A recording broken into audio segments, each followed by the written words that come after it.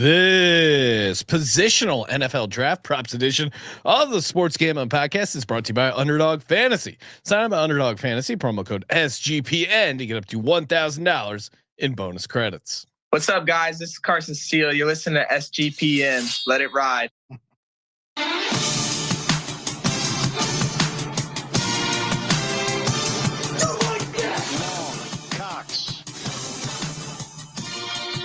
One of those guys who will get penetration.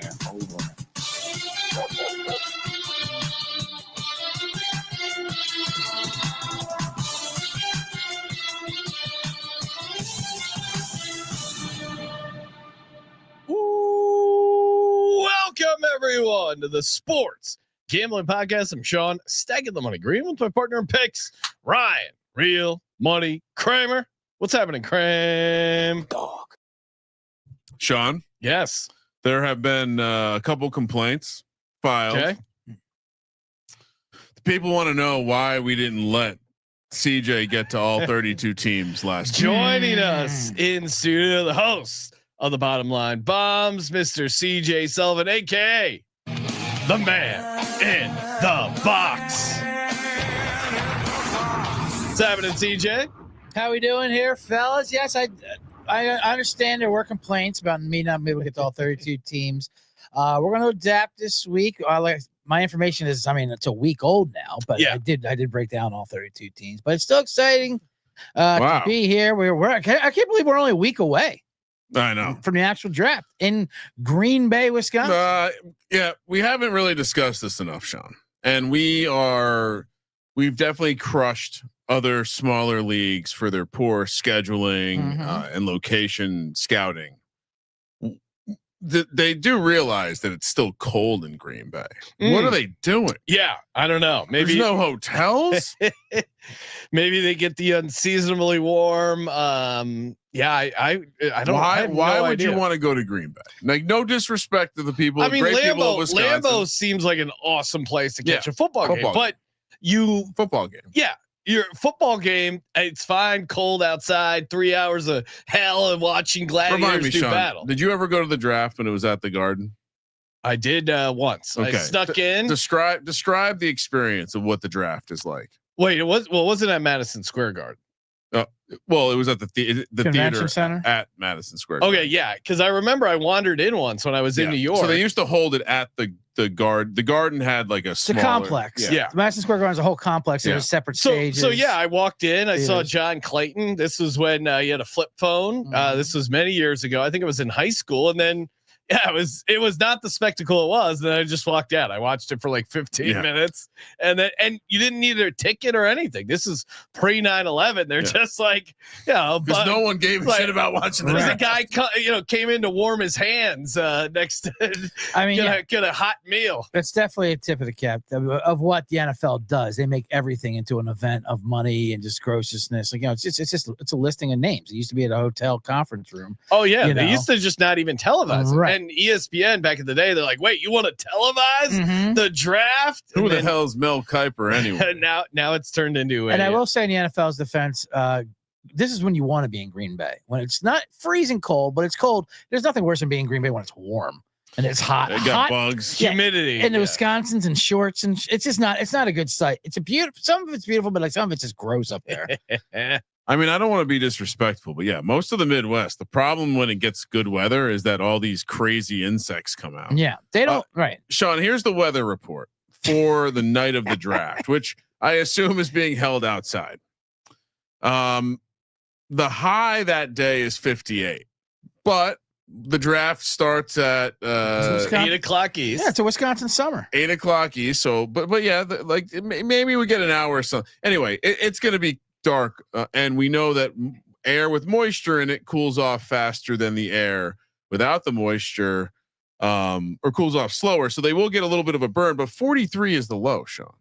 This is basically a winter event. They'll be in shorts. Now it gets better. Yeah, they're Midwest. What are you talking about? This is what they don't want people visiting. There's a 30% chance they get a little bit of precipitation, and the winds are expected to be between 10 and 20 miles an hour.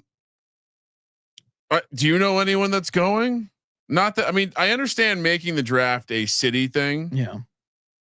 don't we need to like do a better job of scouting the city? Like I think the scene in Philly was solid. That probably worked out. The idea Vegas, the idea of doing it in Vegas. Why not? Nashville was awesome. Nashville, awesome. Like these are all great towns. These are like destination cities. Goodell's got to come out sleeveless. Right? 2 destination cities in Philly. Right. It was one of it's a compliment. Philly is what made the draft great. This is not all the people coming to Philly. We had a beat reporter briefly.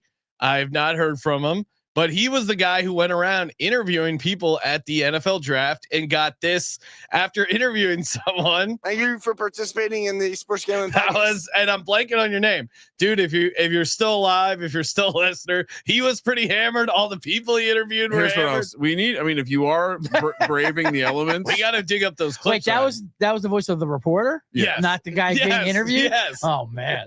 We might have to do a. That's a good Patreon episode. He later on he worked for Atlanta Braves and got those 2 checks numbers. It was an email correspondence. I'm almost certain. Yeah, we'll dig it up. And if anyone is braving the elements and going to the middle of the country, landing in a flyover state, driving 3 hours to Green Bay, probably not even staying in a hotel, maybe sleeping in your car. We would love some audio from the event. And I will say, in the great state of Wisconsin, it is a great state. Well, we love the Brat Stop. We love shout out to the Brat Stop. They have so many great Kramer cheese in great cities. Love them in great cities. Green Bay is not one of them. Green Bay is the worst city in Wisconsin.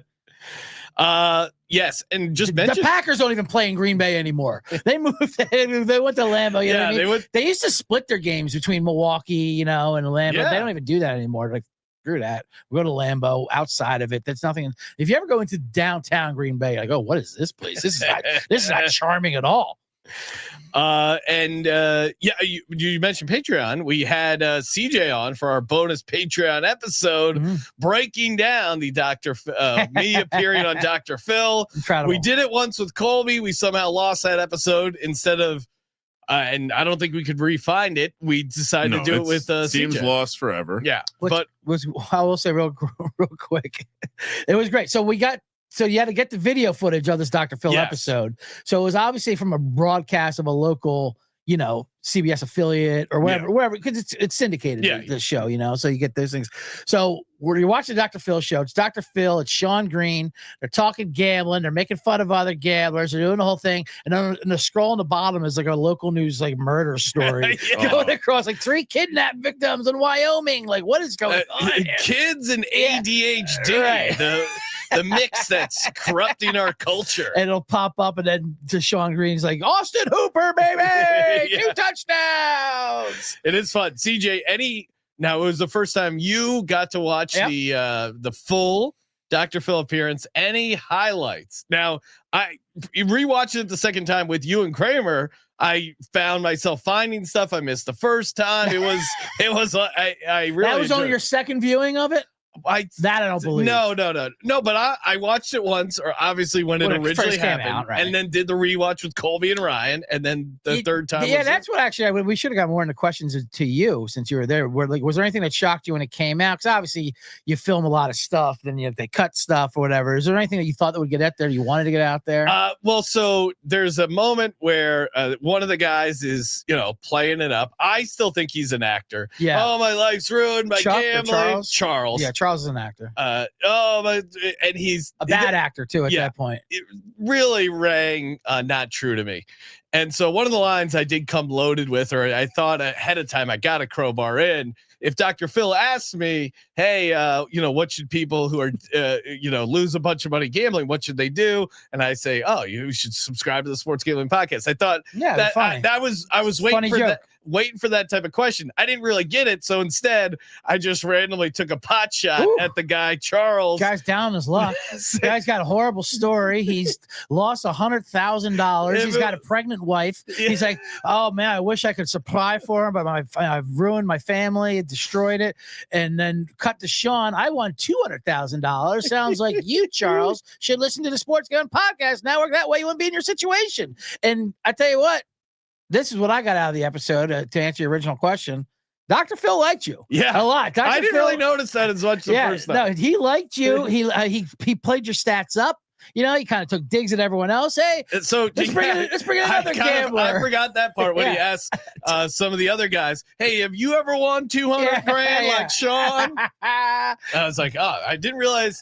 Yeah, that's something I missed. Sean, how many employees you got going for yourself right now? And then the cutaway to the chicks in the audience. I forgot how funny some of the Dr. Phil's wife, when they say $1 billion wagered in America, and she goes, she does not like that at all. The pre-planned facial expression cut twos in the audience are great. Spectacular. I had a feeling some of those cut to expressions weren't even from that episode. Like they were just from they probably do have like some stock cutaway stuff. No one would ever know.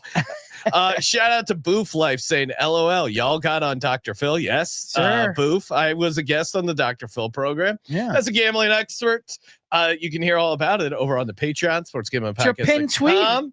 /Patreon. Yes. My pin tweet. That's all I knew it from. It's from just your stand-up act. You would go on the road night after night talking about your Dr. Phil performance. And I've seen that. It's a fun little segment there. Anecdote. People react well to it. Yeah. Well, it's not everyone gets on the old Dr. Phil. They do not. So are you bragging? Well, I'm just saying, not everyone gets booked on Dr. Phil. Just a question. Well, and you flexed on the Dr. Phil show because you obviously have the choice of being in studio. Yeah. Or if you can't make it, if you're living a busy gambling life, which you were. I did call into the show on gambling addiction from a casino in Las Vegas. Yeah. I mean, pretty wild. Well, we had to do a show at the Wynn studio. Yeah. So a lot of fun there. Check that out. We're also going to be running an NBA contest where we're giving away $1,000 completely free, a free NBA contest, picking every NBA playoff game, ATS. The link will be going live later tonight. So stay tuned to the socials. If you have the SGPN app, I'll put out a little push notification. Of course, the SGPN app, completely free. Get all the picks, all the podcasts, one convenient place. And of course, shout out to Edge Boost. Have you ever had your deposit blocked by your bank right before a big bet? Ever needed cash at 2 a.m. for another shot at the tables but hit your ATM limit? This is great that Scott Bowser's Cash Me Outside is up here while doing the read. Edge Boost has your back. Edge Boost is the first ever bank account built for bettors. Edge Boost gives you fast, reliable access to your funds, making it easier to move your money when and where you need it without the delays that come with traditional banks. For you high rollers, you can move up to $250,000 a day on your Edge Boost Visa debit card with unlimited withdrawals. This works for 24/7 instant deposits. Never wait for a wire to clear. Again, it gets better every time you deposit into qualified gambling account.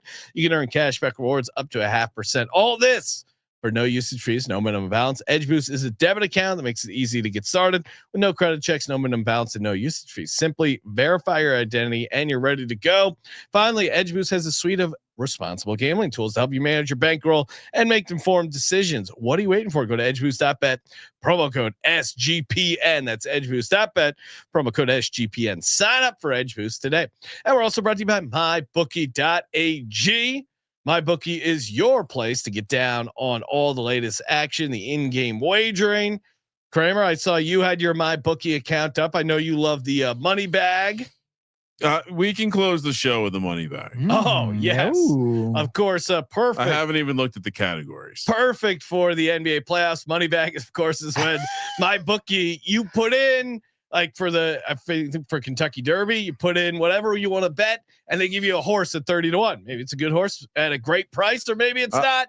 CJ hit. Quick update there. Rodriguez, who I got the other day. Well, and CJ did assure me good horse. It's a Baffert horse. So okay. Yeah, absolutely. 30-1, and it's a 10-1 shot. Yeah, that's what I'm saying. I'm kind of a money bag sharp myself. Ooh. Oh, wow. I mean, you're talking to a guy who got a Rory McIlroy money bag at 62-1. I got the Masters champion. Yes. I pulled a Kentucky Derby horse that's 11-1, Tarrant Street. Right? Remember that? I mean, part of the pedigree there. I mean, well, let's just say there's a system to it. Oh, I like it. Head over to mybookie.ag. Use that promo code SGPN. Get a 100% deposit match. Terms and conditions apply. Mybookie.ag. Promo code SGPN. Kramer, what are we doing? We're gonna hit the ground running hard. As many draft props as we can get in. Yeah, I think we're just gonna rattle through all the teams. Yes. Well, I was just we'll start by saying, does anyone want to talk about anything with the top 4 picks? Top 4. Anything to add? I mean, it feels like at this point there's not many markets around, other than completely, buying the dip on Hunter or Carter in the 2 or 3 spot. Not much really to talk about here, I don't think. Yeah, I feel like again, 1 is locked up, 2 probably Shador, 3 2 Travis Hunter, 1, 2, 3 are Ward, Carter, Hunter, or in some order. And Shador going to the Giants 3, I think is real. It's not. And I think it's not real. You're not being honest to your audience. No, I really think you know what? The last minute, hey, we gotta this needs to be said. This needs to be said. What? Wow. Let me just find. Oh, are you bringing up John Mara flying out there to get one last kick of the tires on his new franchise quarterback, Shador Sanders? Ryan, Shador might be good. I'm just reading a DM. Okay. I have finished. Hold on. I can't read this. I remember a time this year when you were hoping for Shador. Yeah. What do you mean? You were rooting for Shador to the Giants. Yeah, absolutely. Mid-season. That's not true at all. If anything, I've come around on Shador a little bit. Studying tape. Oh, all right. So I'm just going to read a DM here. Okay. I finished the pod and now we'll go about looking into the props deeper. P.S. I trust you more than Sean. Oh, wow. Ryan, I have to get out my banner? All right. If you want to play that game. There's game being played now. This is, you know what I feel like headphones right now? Were slammed down. I feel like Ali sitting on the ropes. Wow. Oh my goodness. Most accurate drafter 2023 SGPN. There's the banner. Sean Green is holding up towards the camera, which he got for the most accurate mock draft. Shout out to Adam Pelletier. Okay, now you go. Oh, you don't have a banner for a most accurate, and that is not the most accurate on SGPN. It's the most accurate on the entire fucking internet. Yeah, no, that's not what I was suggesting. I'm just giving you the feedback. I'm just giving you the results. I said it needs. You to be want said. Feedback? Hang your banner, buddy. It needs to be Hang your banner. I'd love to have a banner, but I don't have one. So yeah, get your head out of the rear view. So it's a messaging problem. Maybe your pinned tweet shouldn't be about you talking about Dr. Phil, and it should be touting your records like you are the best mock drafter on the internet. I will also point this out though. At least for this week, switch it up. The fact that Shador is not going to the draft probably is a good sign he's not going to be drafted number 3. Well, he's got his number retired ceremony at Colorado. Okay, that's a whole other thing. Very funny. I like how someone pointed out that Eric Bieniemy doesn't have his number. Come on, retired. that's Sean Salam does. I will say this about it. I do like how everyone's all of a sudden heavily invested in what Colorado Buffalo should have a retired number. Yeah. You know, I mean, like all of a sudden we're Buffalo historians. The Colorado Buffs team that won the championship, they should have way more numbers retired. Also, no one gives a shit. Also, I do not care. Not that it matters. Also, they're all gangbangers they're trying to distance themselves from. They were like literally Bloods and Crips that came out here from Compton. They have a different recruiting strategy. Sure. So yeah, we don't have to talk about Shador anymore. All right, let's talk. I have a nice Shador bet though. By the way. Let's talk draft team props. Well, yeah, I mean, I gave out on. They're not offering the position markets. But no, I gave it out last night. When we they have it now? When we did the show with Daps, shout out to Matt. If you're into card breaking at all, card memorabilia, sports stuff, it was a very fun episode. But Jags first position selected cornerback at 16-1, and Jags first position selected tight end at 17-1. I also have Tyler Warren to go top 5 at 34-1.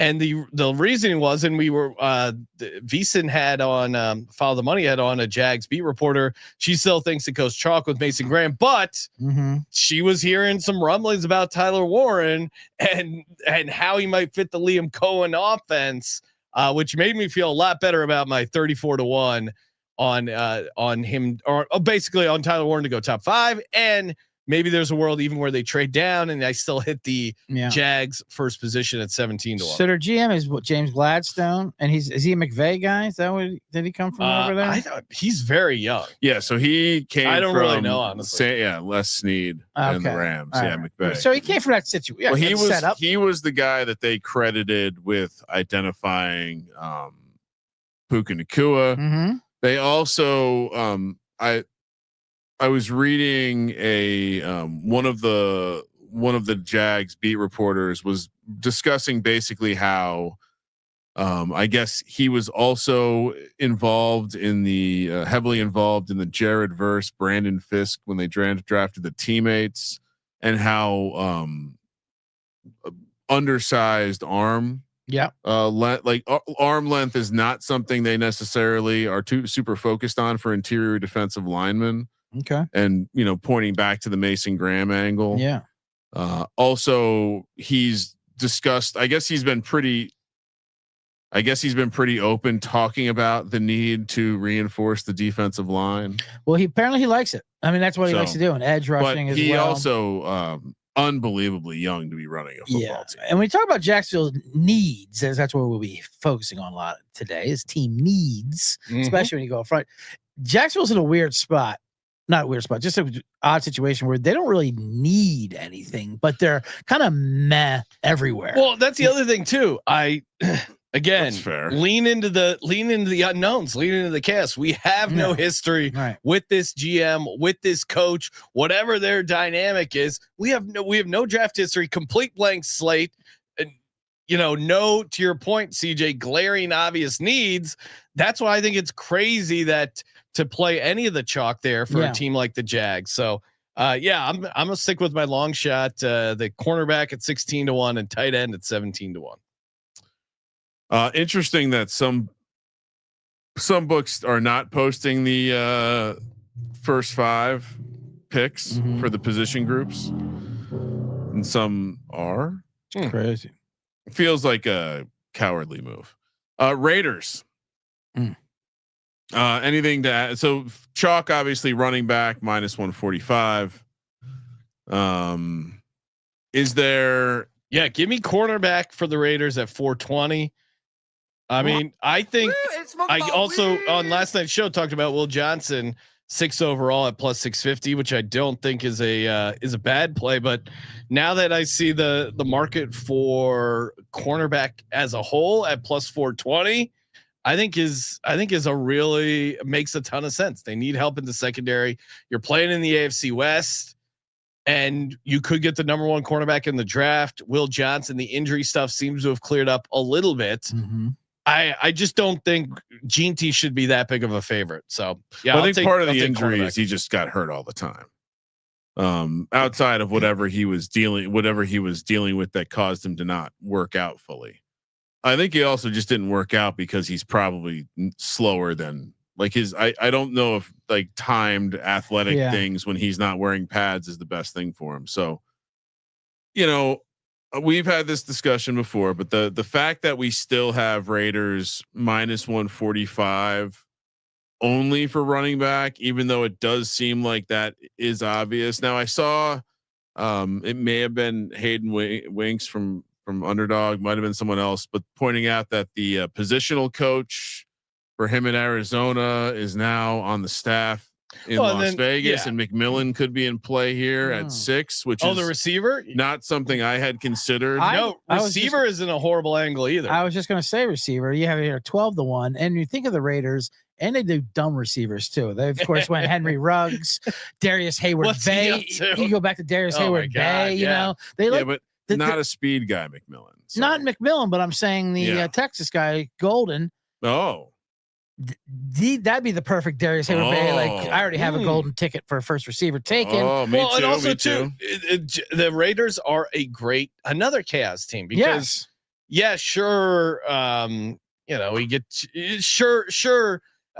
We think Pete Carroll, we have an idea, but also it's new GM and it's still Mark Davis's crazy ass. Third different GM in 3 years. Putting in the card. So again, more chaos here. Lean, go long. And the argument against Genty is that they do need a lot. They need linebacker, need receiver. So, and the running backs are so deep in this draft. You're like, well, why just get another running back later on the road? That's not as good as Genty, but he'll be pretty damn good just because how deep this draft is in the running back position.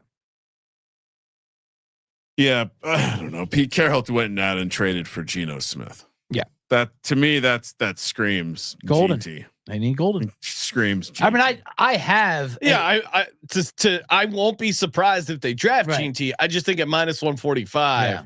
No, not betting it. I have a -110 in pocket that they get a running back, which is pretty. That's some nice CLV there. I mean, if I was going to take a dart throw, I mean, I'm with you, Sean. The cornerback. If I'm going with the Pete Carroll wants the running back, just like he had Marshawn Lynch, I also think he wants the cornerback. Now, I think the reason I would be more inclined to think running back is he has had good success drafting long cornerbacks later in drafts and turning them into really good players. And what was the word the GM said? That GM said that the kid will disown him or something if they pass on Gentry, if he comes up in the draft, something like that. Yeah. I think that's smokescreen. Oh, I like that. Blame it on the kid. All right, Jets. Offensive line now the favorite -130. Other positions of note: tight end 330, quarterback 850, edge defensive line 7-1. I mean, are we settled on this? Like, what do we think this is going to be here? Jets are also a team that, new head coach. Right? Oh, tight end. 100% they can take a tight end. They could but I don't. The price I want a little crazier. Everyone thinks they're going to draft Membu, which that makes sense, but kind of need it. I'll also take. They also have a need at defensive tackle. The fact that that's 7-1 for maybe again you might be getting, with the exception of Abdul Carter, the best defensive lineman in the draft for a defensive-minded head coach. I could see that being very tempting at 7-1. I mean, it's the same price as safety, and they have a needed defensive tackle. So for me, 7-1. I think they're also in the mix for a receiver, but I'll just play D-line edge at 7-1. See, I think they need tight end more than they need tackle. Defensive tackle, offensive tackle. The offensive tackle is the favorite there. Yeah. And even though he's great, like I think I gave this out last week. A tight end at 330. The price, I don't know if that would even move, but 4/5 of their offensive line is locked up. They of course they do need that fifth, but the analytics or whatever, they said their run blocking, their weakness was tight end. That kind of broke down everything. So they need a weapon too for receiving tight end, but they need a dual threat. And I think it's much more important than I'm giving a lineman, although that is a good lineman. But I like at that price. Everyone said, I mean, just because they have the pick of the litter, you can get their elite tight end. I don't think one of those guys gets by them at the 7th pick. So you're going tight end, CJ, or what are you doing? Yeah, I went tight end, and I even went Loveland to be the first tight end taken. Ooh, plus 550. I think he makes more sense with the Jets. Great price. He makes more sense with the Jets. And I've been trying to figure out again, I'm out on Tyler Warren, his small hands. Did you know he played quarterback in high school? They're trying to make it seem like that's a positive thing. I'd say that soft qualities, ex quarterback. No, I don't. The Jets are a team I don't have a read on. I'm with Sean though. If I'm going to take the idea that no one's thinking they're going to take a quarterback is hilarious to me because it's like they brought in Justin. They do need a quarterback. You're right. But I'm kind of with Sean. I think this idea that I think we're going to see some of these defensive linemen in the mocks all of a sudden start to condense into the top 14 picks. I could see the Jets taking a defensive lineman too. And real quick on Colson Loveland, plus 700 is the price I would play there. Yeah, definitely. Nice. I was just going to say real quick on Colson Loveland, why I like him there with the Jets. Bringing over that Detroit style with Aaron Glenn, they need like a Sam Laporta type. He is longer than Warren. He's got his arms. Warren. You can see him more of a conventional tight end of what you can do of the dual threat. And he said that he can eventually be a better blocker. Warren, you have to get a little more creative, and the Jets don't need that. I'm looking up his hand size. Oh my goodness, 10-inch hand, Sean. That's 3/4 of an inch bigger than small-handed Tyler Warren. My God, this guy's a stud. Wow. All right. Anything else to add to the Jets? No. Panthers. We haven't really talked about the Panthers much all off season. So this is the pick where it's like this is where shit can get really wild. Yeah. So we're seeing safety come in now plus 150, defensive line edge plus 125. And outside of that, wide receiver plus 490. So safety coming in tells me this, Sean. They think Carolina's very live to trade back. Very live to trade back. Yeah. Well, again, if there becomes an arms race for a Jackson Dart, if someone wants to, if they think the Saints would maybe go Shador, now the Saints price for quarterback is -130 with the Derek Carr opting out of football news. It makes 8 a very trade up option. Now, again, this is very important because if you're looking now, Ryan, you got most of these numbers from DraftKings? These are all from FanDuel. Oh, okay.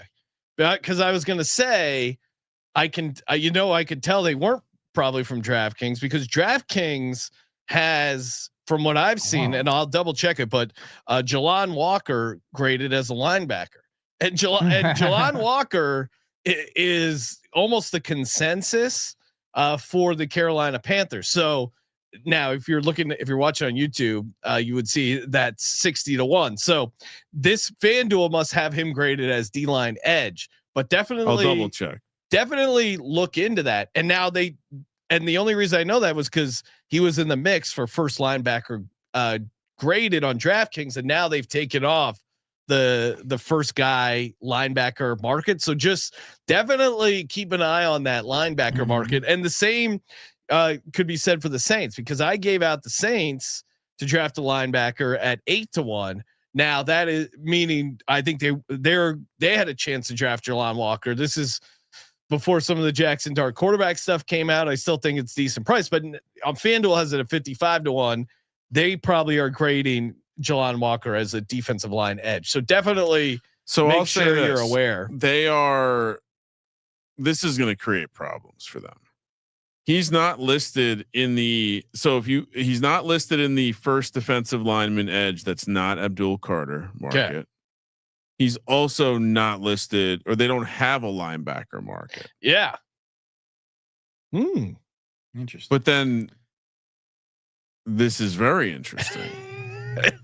All right, we're gonna have to reach out to someone who doesn't mind if their account gets banned and look into this. Did this safety price crash? I'm looking.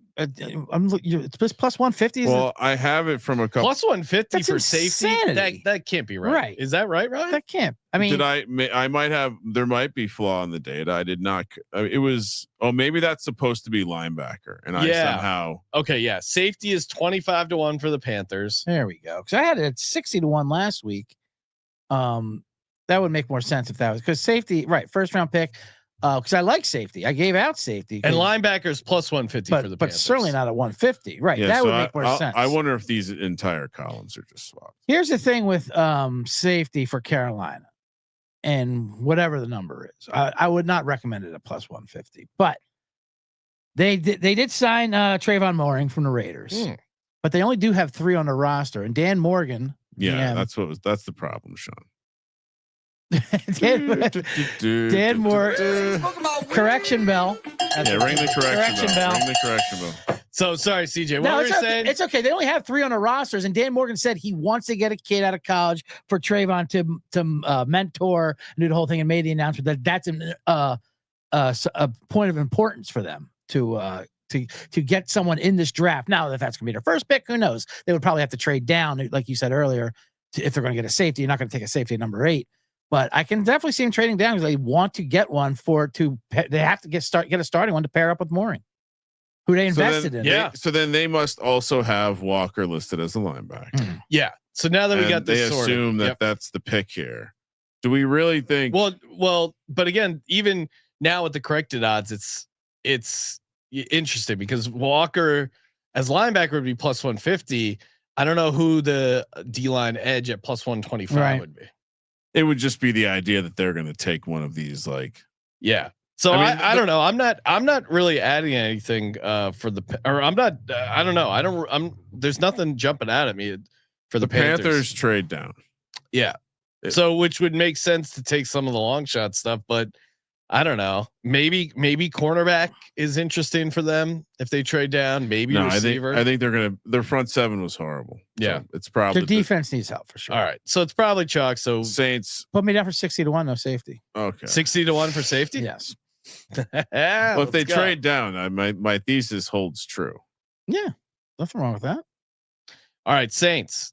Yeah. So quarterback -130. That we're assuming they're taking the quarterback. We've read about the Jackson Dart stuff. Shador, obviously, a lot of people have assumed this is a great landing spot in a dome, a weaker division, a good offensive minded head coach.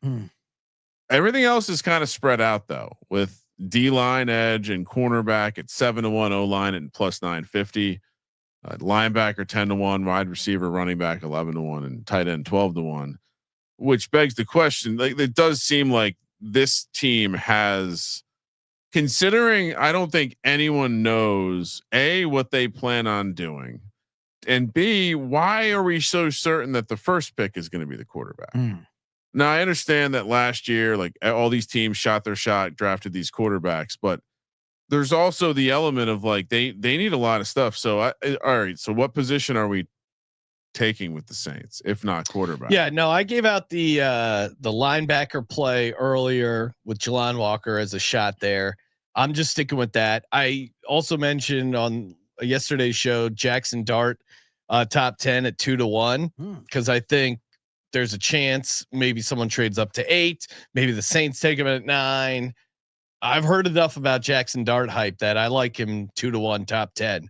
So I think it's not a direct play on the Saints position, but that's how I'm playing this. CJ, you got anything for the Saints? Yes, I do. I mean, obviously everyone's just assuming the quarterback, which is understandable for the need, but I don't know if they like that position there at number 9 for a quarterback for who will be available. Now, cornerback is someone, but they also aren't exactly a value-based team. Like, right. They've Good done point. bad trades to trade up and get a guy they wanted. Yeah. Yeah, they do that all the time.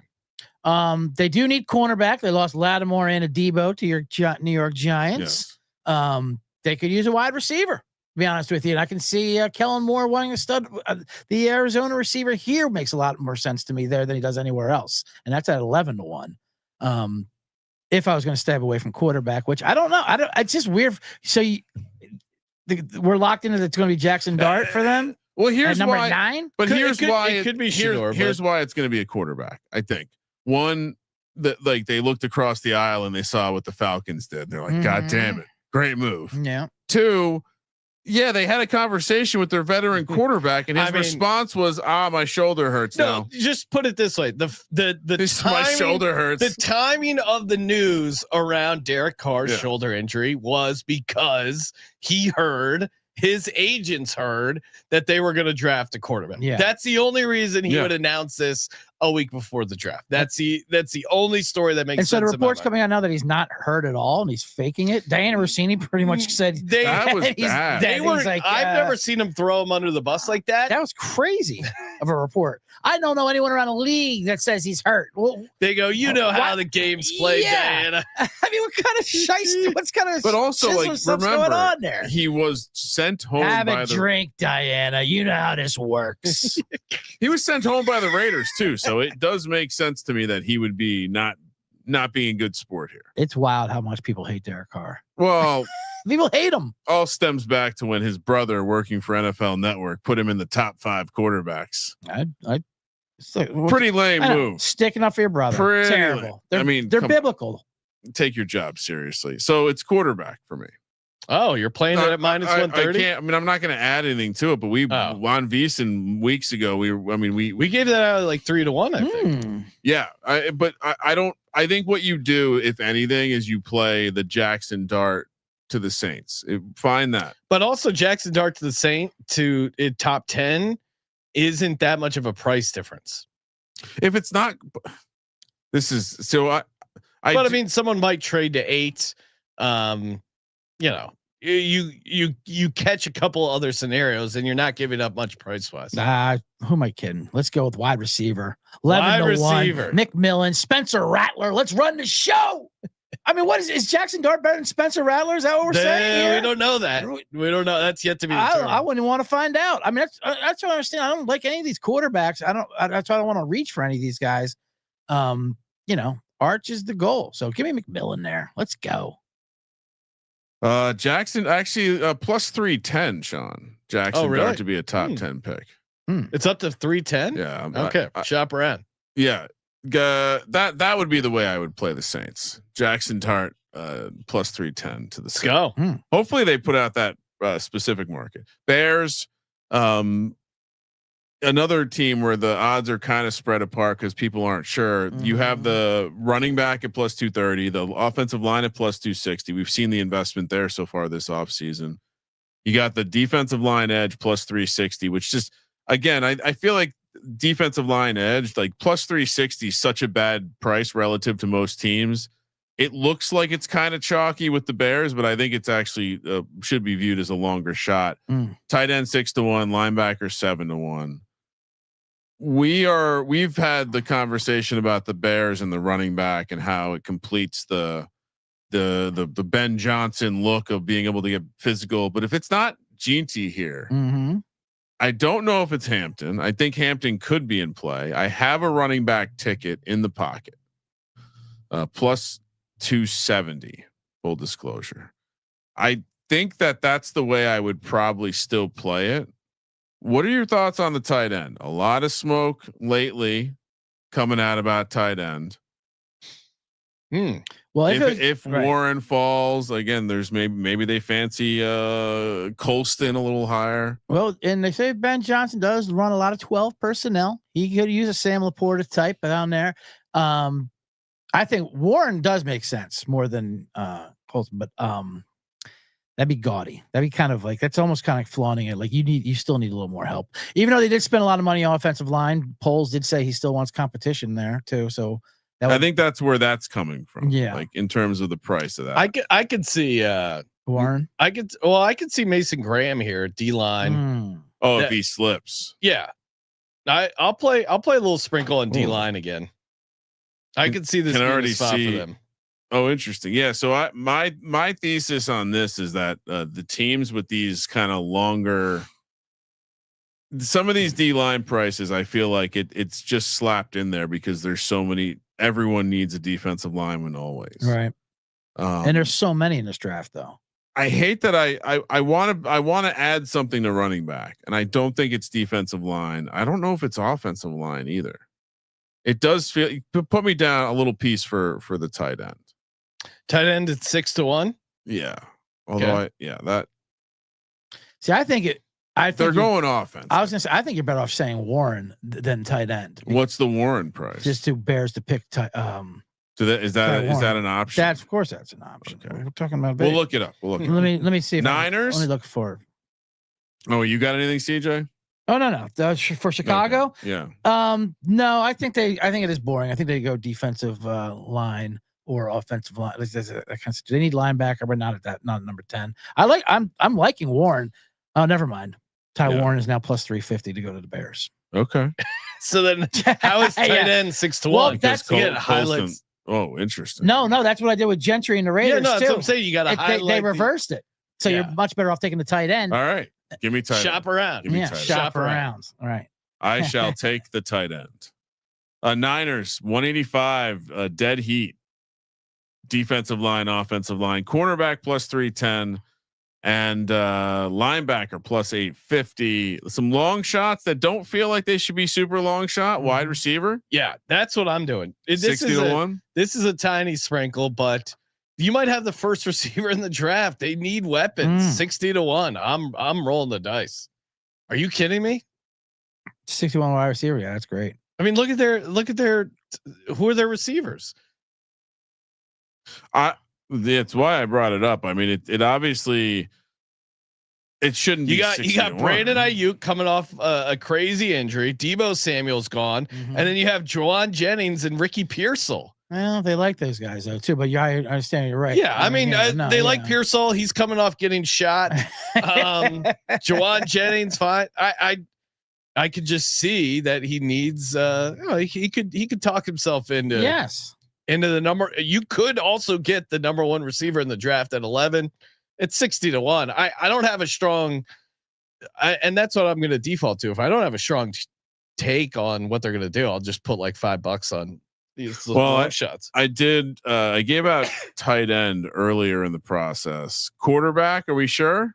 49 to 1. Well, I'm sure about Brock Purdy, but tight end 26 to 1. If he doesn't go, any chance there? Is that too crazy? I mean, to me, why is tight end that? I don't know.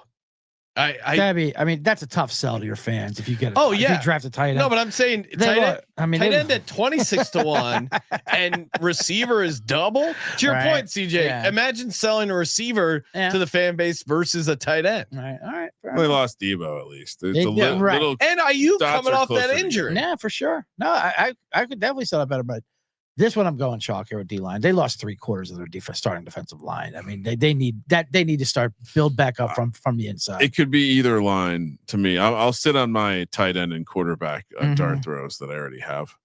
I can't wait to post my full inventory of bets and for people to tell me I'm an idiot for betting on first draft pick to be a quarterback for the Niners. Oh, they just got to trade down. That's all. 12 pick is the Cowboys.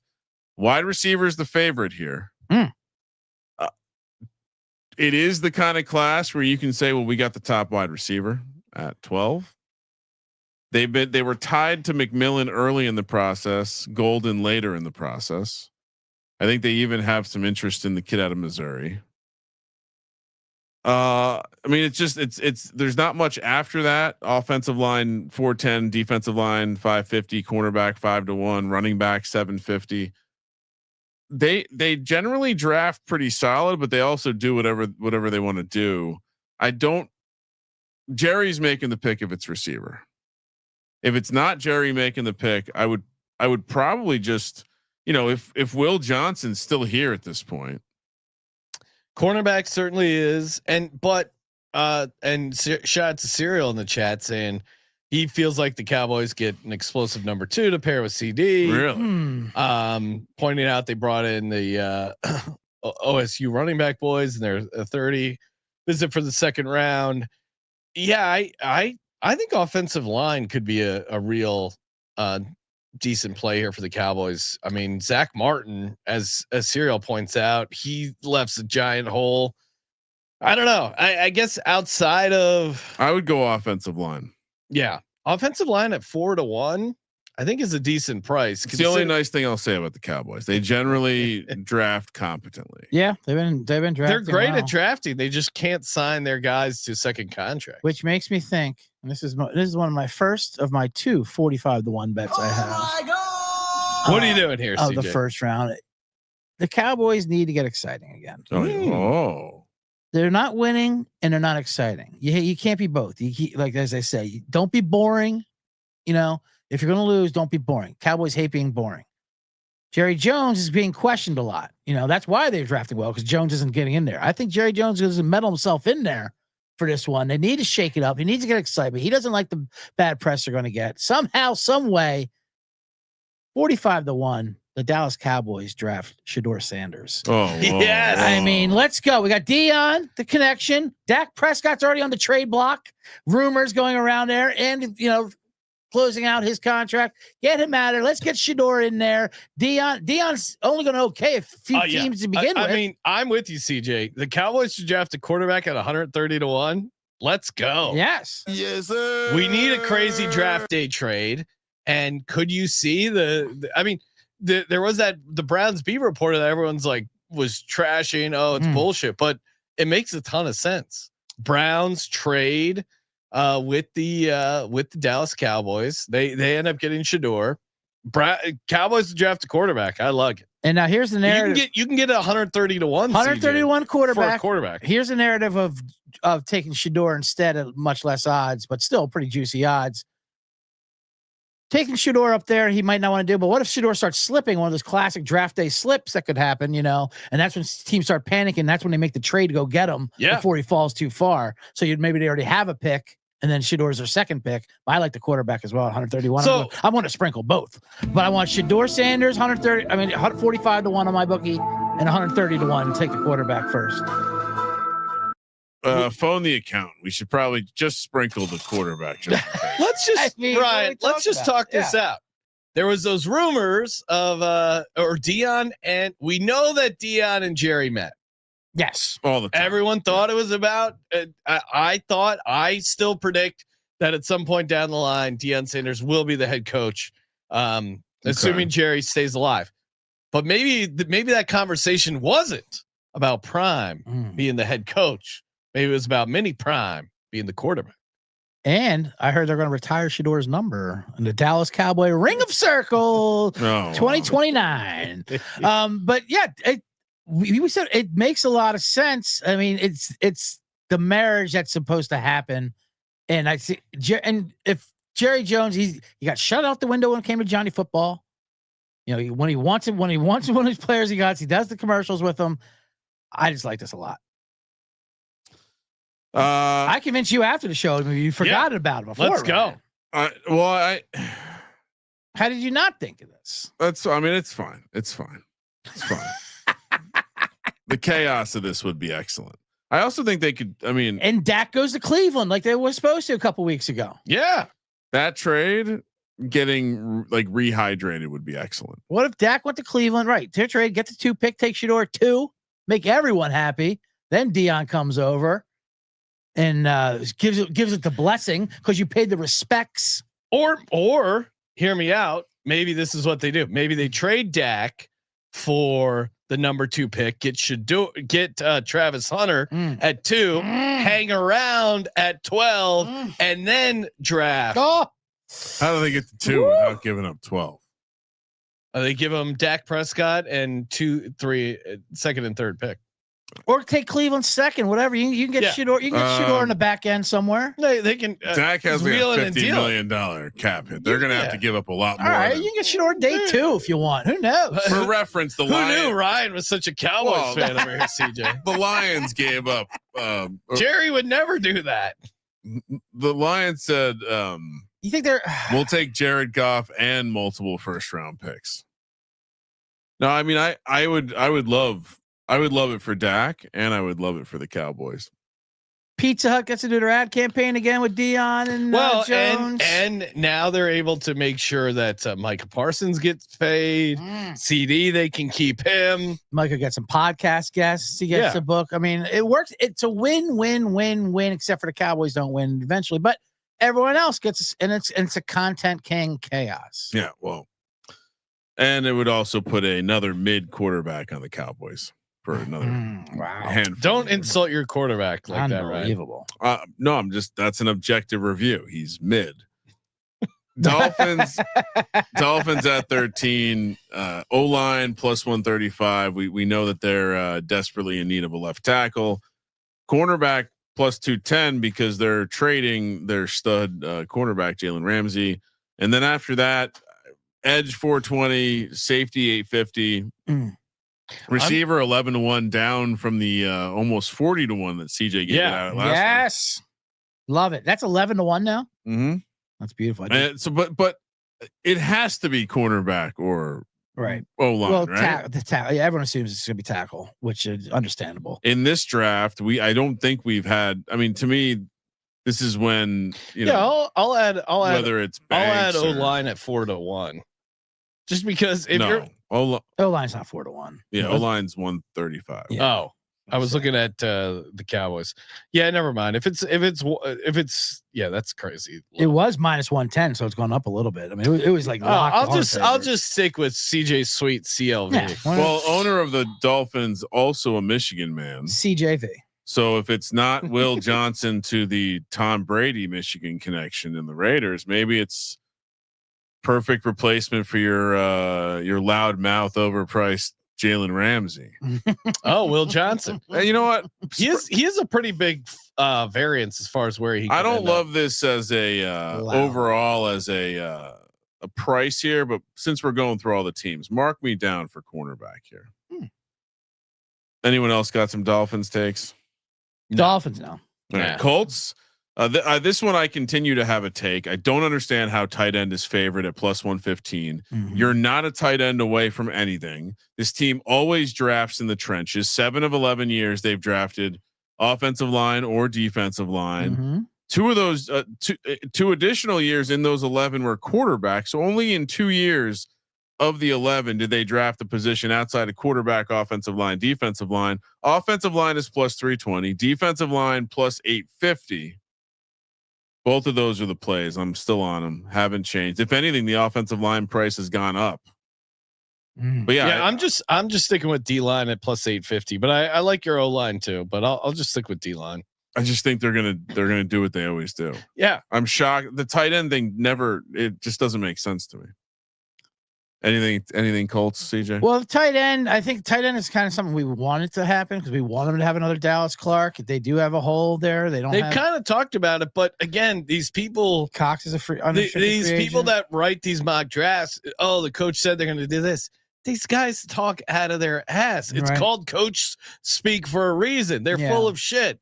If you ask Mike Vrabel, does he care about arm length? If he actually did, do you think he would tell you? Mm-hmm. They say no. Hey, it doesn't matter. We like the best player. What do you need? Oh, tight end would be really nice. If they actually were dying to get a tight end. If they're like the tight end is what we desperately need, why would they be talking about that? They're picking 14. So they're going to let everyone know, hey, Bengals, let's look at the teams behind them. Hey, Chargers, you might need a tight end. All these other teams, the teams ahead of them. Hey, you should trade up. Like what? In what world does it help them to say what they're going to do? So come on, you take all that coach speak with a grain of salt. They could end up with a tight end, but also it could be complete bullshit. And it's not worth paying that low of a price if your handicap is just they said they wanted a tight end. I'm going to sprinkle your 6-1 price, not the best price. I wanted a little more for a linebacker here. Ooh, all right. We probably can find you. Yeah, shop around for me, please, because they have one linebacker on their roster. And they had that new defense coordinator. Got the Bengals coach Lou Anarumo, right?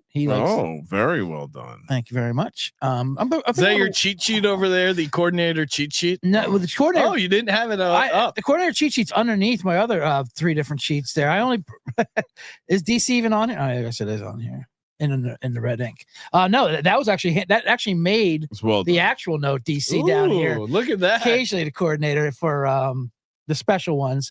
They have one active linebacker on the roster. Now, what do they have? 14 here. So that might be a little too early.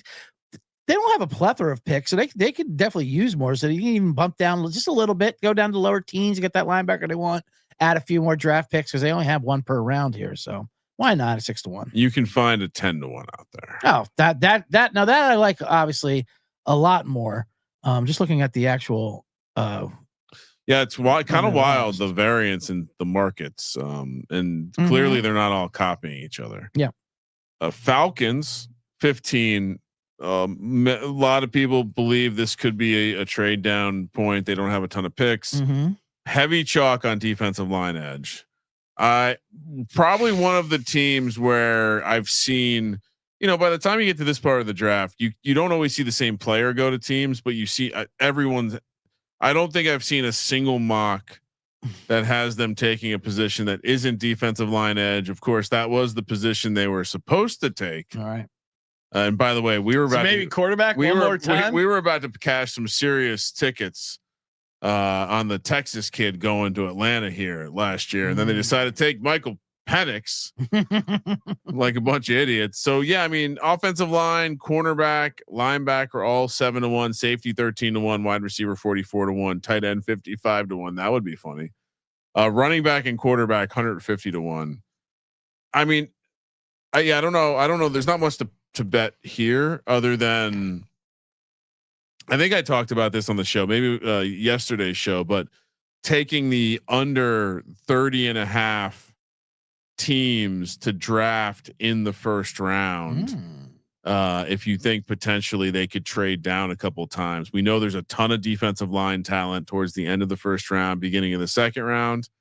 But yeah, I don't know how you play this because it does seem like they're definitely taking a defensive line. Either of you got a dart throw? No, but let me just show you some stats just to back up why they're taking a defensive end. They were horrible passers. 31st in sacks in the league with only 31 sacks. The only franchise with fewer than 300 sacks in the last 10 years combined and fewer than 600 in the last 20 years combined. Of course, Leonard Floyd did join in their 3rd round pick. Braylon Tice returns. Other than that, everyone's saying it would be an insane surprise if they do not draft an edge. So there's a reasonable price at -270. I'm not taking it, but yeah, they're drafting deep. They're drafting edge. Is there? Yeah, I'm trying to think if you take linebacker and maybe he gets graded.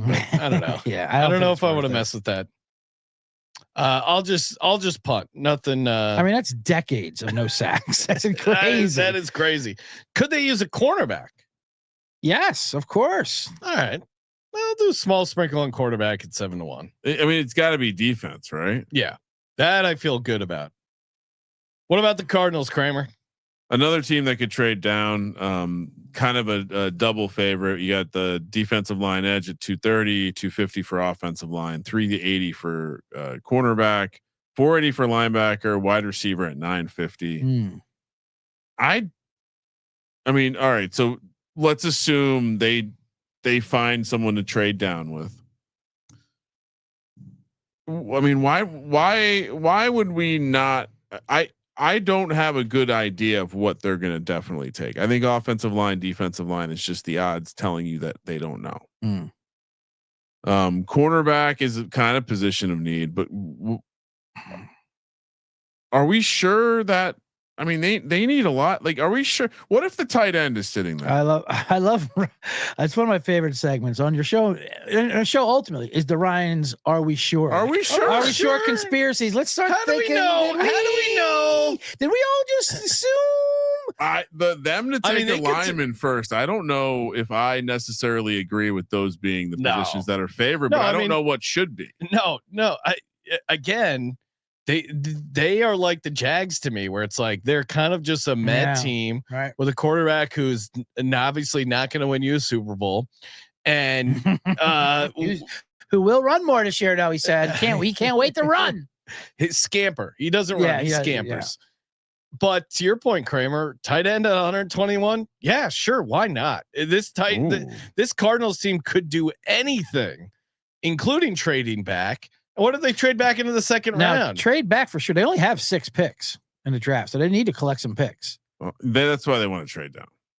Tight end. Now you guys that's diabolical. Too crazy. That's diabolical. But if you trade down, you could take a lot of stuff. Can I talk you off the ledge with that and talk you into get you into a nice wide receiver? What's a wide receiver at? That is a 16-1. I don't hate that either. It's 8. Oh, 950. I'm sorry. On your sheet, Kramer well, sheet, we can always shop. Right. I'll look at the other popular outlet for this. But I think wide receiver. No, this is a better price. Wide receiver is an actual need for them. Yeah, is it? They got the kid from Stanford. They got Marvin Harrison, assuming he's not a bust. Although I would never say that if his dad was in the room, especially if his dad was checking out antique. He wouldn't say anything back to you. He's a quiet man. I mean, they have Marvin Harrison Jr., Michael Wilson, who's coming back from injury, Greg Dortch. Yeah, they're all terrible. They're all. How dare you? They're all ad drops in your fantasy football league. Yeah, via week 6 through 11. CJ talked me into receiver plus 950. Let's go, CJ. You want receiver? Yeah, give me in there. Wide receiver 950. Cool. Kramer, you joining? No.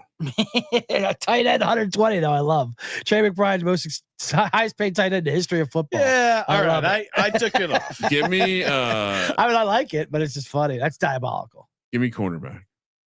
Cornerback, and what do you see cornerback at? Right, plus 380. Okay. Although I'm going to shop it around for myself real quick. Yep, And, that's a good price. Bengals, another team that could trade down. Edge, defensive line, huge. Probably based on the contract stuff. They resolved the offensive side. They didn't resolve the defensive side. So minus 155 for defense edge. Cornerback 350. 6-1 for safety, 9-1 for offensive line. I have some reverse CLV on the safety. Took a piece of that at plus 550.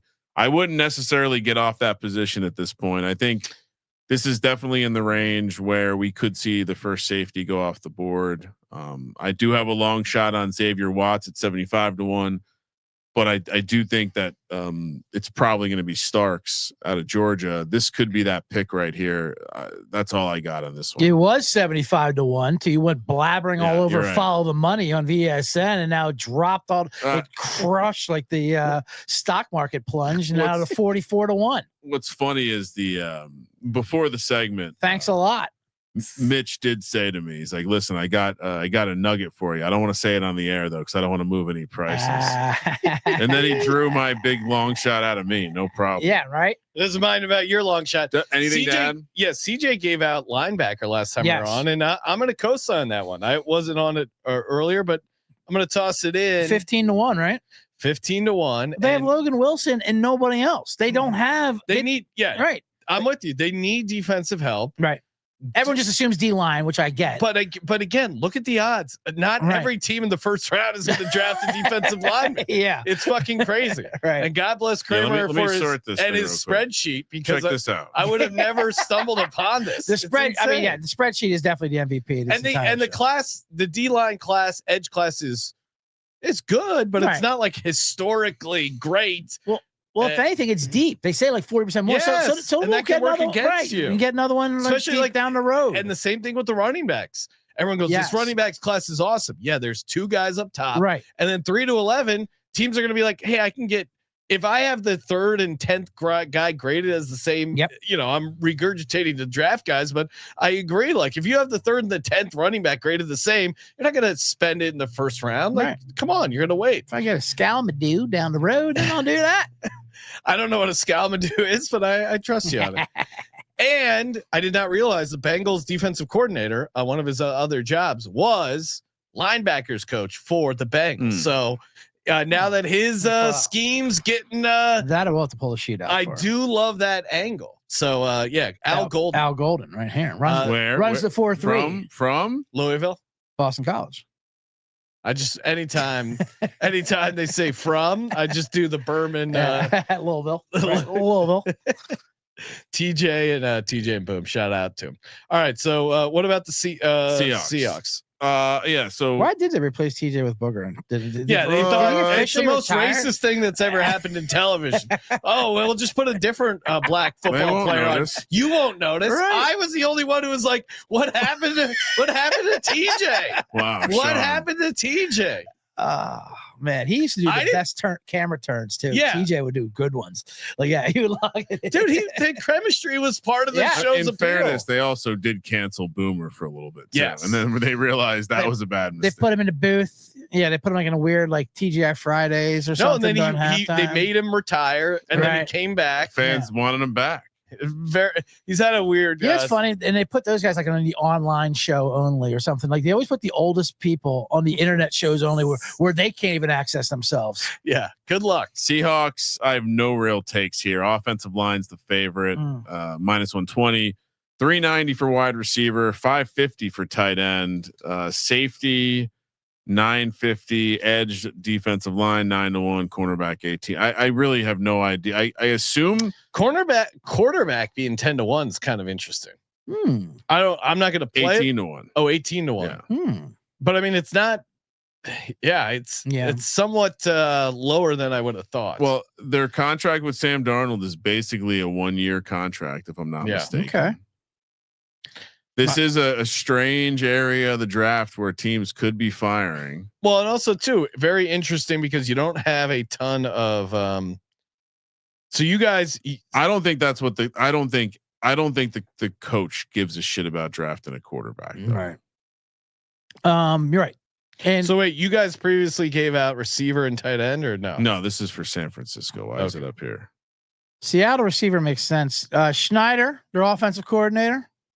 He had, I mean, this is where you go to don't believe their words, but he did say the offensive line is their biggest deficiency as a team. They do need a guard, period. And I don't know, that's something if you follow, but obviously the headlines, they lost all the receivers. I think they're okay with that though. I like JSN being spread out wide. I don't think he's much of a slot cornerback. Cornerback is also something they could go for. Only Weatherspoon is under contract beyond this year. If you want to do it, that coach does love defense, but I think they're the part of the thing of getting Sam Darnold and what they wanted to do there is to run the ball and control the clock, use Sam Darnold for play action. So that's why I think O-lineman is kind of a situation that they're upset that they could not run the ball the way they wanted to. And that's what they had. And with Geno throwing it all over the field, they would lose the time of possession. And I think that's how he wants to win. He wants to grind out games. I've seen teams do this too often where they trade away a guy and draft a receiver in the first round, right? Yeah. What's the receiver price? Is that worth firing on? $390. Yeah, It's not bad. it's not bad, but also it's not. I'd prefer to move on. Don't have a good Yeah. don't have a good take on the. Get me out of Seattle. All right, Yeah, Bucks Seattle. 160 for defensive line edge and 180 for linebacker. Todd Bowles has been pretty vocal. It does seem like it's going to be on the defensive side of the ball. Now safety is 10-1, cornerback is plus 450. I don't mind. Offensive line is also 8-1. I don't mind the idea. Like, I understand that the cornerback class is a little shaky, and it's unclear who this might be. And I know that they've had a lot of conversations with linebackers, but honestly, like, this would feel, I think, like a little bit of a stretch for a linebacker. So here's what I would do here. I would probably sprinkle cornerback. They've lost a lot at the position over the last couple of years. I'd rather, obviously the favorites are the favorites for a reason, because that's what Todd Bowles likes and he's talking about it. Yeah. But cornerback is just as important. And I think, again, the defensive line group, there are a lot of defensive linemen that are slated to go off the board end of the first half of the second round. So I wonder if you don't maybe maneuver or figure out a way to do that with your second pick. So yeah, give me 450 for cornerback. I've seen them as a destination for Golden, actually. According to the Bucks.com, Real no way. Well, I'm telling you. No, I know. It just seems crazy. They just drafted McMillan. They signed Godwin. Yeah. Mike Evans is still around. Although in the version of the draft that we're putting out there, McMillan's probably still available. I'm going to go receiver at 23-1 because two reasons. I would not be surprised if Godwin maybe. Well, no, because Godwin. I don't know. I'll take the long shot. That would here. be wild. I'll take the long shot here at 23-1, just because I don't think they have any need that's particularly glaring. So I like the long shot value, and they could be a team that I could see getting involved in a trade. And so their first drafted position may not happen until they've been linked to Trey Hendrickson. So maybe that's where they get their defensive lineman. I've looked at a bunch of mock drafts for the Bucks. There's not a ton of consistency. Yeah. It does lean slightly D-line edge, but almost every other one has them trading. So Kramer, what was the one you gave out? You liked cornerback. I do think it's going to be a defensive player. Mm-hmm. I think Todd Bowles, like, they've invested a lot on the offensive side with money. They need some defensive players. 3 of the first 4 picks are gonna be defense. Yeah.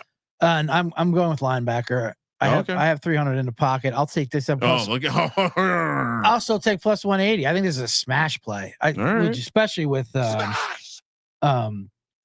Levante David. He's 35 years old, and this is what he's going to do. Like you said, it's going to be defensive heavy draft for Tampa Bay. They've announced linebacker, if you want to believe the words. I just think, like you said, Raheem, I would, if I was taking if I had between to them and edge, chalk, I'm taking the linebacker. Todd Bowles has multiple sound bites from this offseason talking about how he needs, essentially, like, to your point, he needs a linebacker to carry his defense needs a smart linebacker. They need the next one. Todd Bowles is on a jihad. That's exactly who they're drafting.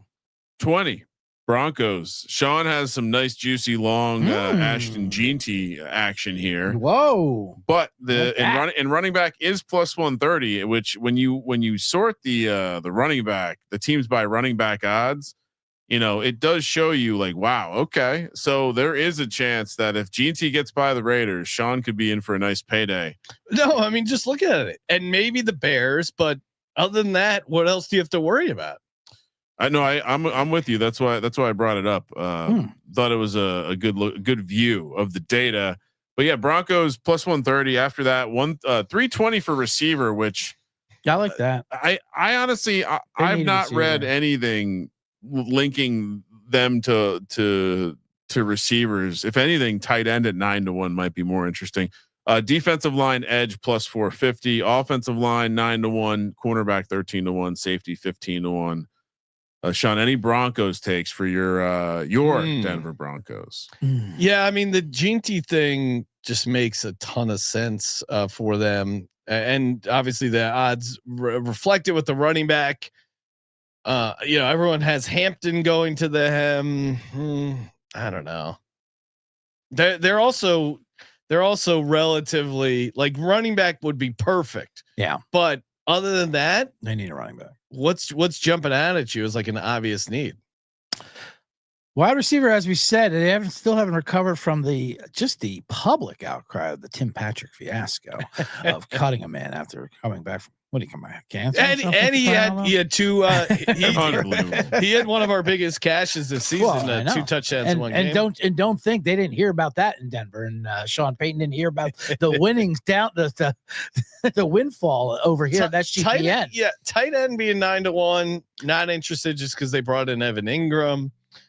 Offensive line is one you could talk me into because of the price. Cornerback. Yeah. I think there's a lot. I think there's a number of teams in here that like the room. Sean Payton has been very good at protecting what they're doing in the draft. Yeah. We've all heard the Patrick Mahomes story that ends up not coming true because Andy Reid trades over the top.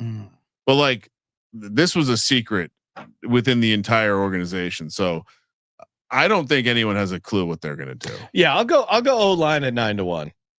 But I do think that they like, because it's not like their O-line is so dominant with young studs that it's not a glaring need, but if the board breaks, yeah, I can see them definitely going O-line. Receiver makes sense. I don't know if I like it or if I love it at 320. It's not a bad price though, but I'll go O-line at 9-1. Yeah, I'll take the dart throw at cornerback. I think the idea that, when in doubt, also this year's cornerback crop is interesting. Only 4 or 5 in the first round. Pittsburgh. Now we've seen quarterback come all the way down to plus 270 here. 240 for defensive line edge. Still the chalk, perhaps related to the TJ Watt Instagram post of him piecing out the internet or the city of Pittsburgh or something. People were digging deep on that one. Cornerback plus 470, 6-1 for the offensive line, 7-1 for running back. A wide receiver 950 seems unlikely with their new acquisition. Safety 13-1 and linebacker 32-1. I think it seems now the late news of Tomlin being very into Shedeur Sanders. That's interesting to me. You don't often hear like Tomlin is into something news. You generally just hear, the Steelers. I always think about the Najee Harris year. Everyone reported the Steelers were going to draft Najee Harris. And what did they do? They drafted Najee Harris. Yeah. They are one of the teams that leak out what they need or whatever. I don't think it's that they leak out anything. I think that just eventually the beat reporters. And they say the same thing for Sharp Mendenhall. Yeah, they know enough about the team and what the team likes. And they have so much history with the same coach, the same ownership, I think here's my and I very recently have come final answer on this. And I don't know if I'll pull the trigger in my mock draft because I think it's almost more fun to put Shedeur here. Shedeur really, I don't know if this is the best fit for him, but if I'm Mike Tomlin and I'm going like ride or die with Arthur Smith. And I say, Art, this could be our last year. What are we doing? He's like, well, we were close with that Justin Fields fella. We should go out and draft Jalen Milroe. What if the reason that Jalen Milroe is at the draft is because the Steelers have told him Aaron Rodgers is retiring. Fuck him. Which, by the way, have you seen their latest on Aaron Rodgers? No. That him and Elf are out of my timeline. He was pitching. He was pitching himself to the Vikings. That's wild. Well, how else is he gonna? He didn't want to play outdoor football anymore. So I would the way I would play the Steelers at this point is I think I'm almost certainly mocking a quarterback to them. Okay. I don't know if it's going to be Jackson Dart, Shedeur Sanders, or Jalen Milroe. It will be one of those 3 though. See, for me, the Steelers, they are one of the teams where it makes sense to go chalky. Yeah. Everyone's mocking them quarterbacks at this point. Yeah, but I already got Shedeur 7-1 in pocket. Oh, well, that's Amari on Hampton, if he falls here, I can see that. You think so? I could see it. I'm not giving it out. I'm just keeping up on what's going on. Certainly they could go quarterback.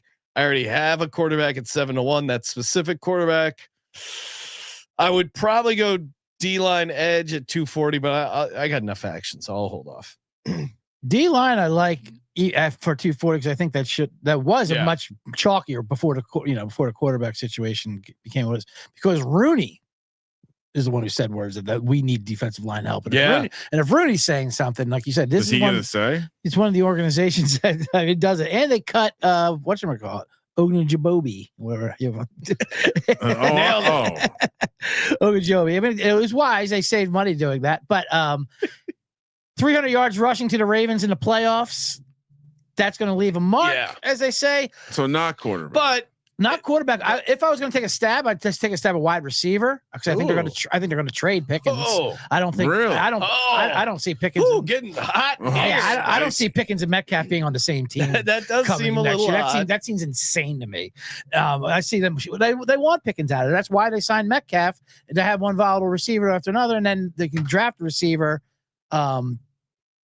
Only enough room for one power bottom. Absolutely.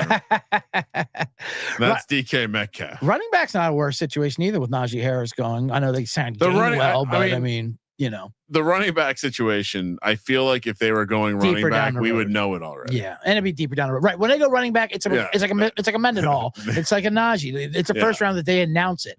And I like D tackle at the plus 240, whatever that is. It does seem like that.